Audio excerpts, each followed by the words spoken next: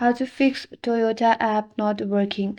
Hi everyone, this is Kit and welcome back to another video, and in today's video we will see how we can fix if your Toyota application in a mobile device is not working properly.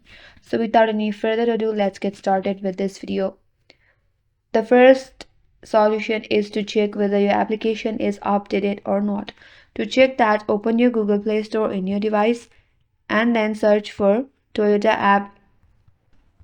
Tap on the application that you have installed, and if you have update button where I have opened, that means your application needs to be updated to work properly. So for that, tap on update button, and after that, once you have updated your application, go back and check whether the application is working properly or not. If not, there might be some other reasons. So for that, open up settings in your device and then tap on apps, tap on all apps, and then tap on search icon from the top right corner and search for the Toyota application. Scroll down a bit and then tap on storage and cache. From here you have to tap on clear cache. Clearing the cache will remove all type of glitches and bugs from the application, which will help you to solve any issue in the application.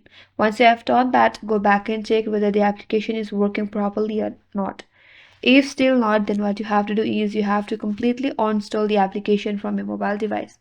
For that, open up your application area in your mobile device, navigate to that application, tap and hold on it, and then go to app info. From here you have to uninstall the application.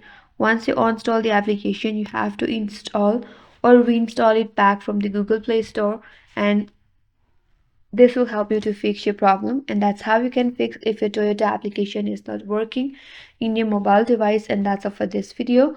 Hope this video was helpful, and if you're new to our channel, consider subscribing, and thanks for watching. Stay tuned for more videos.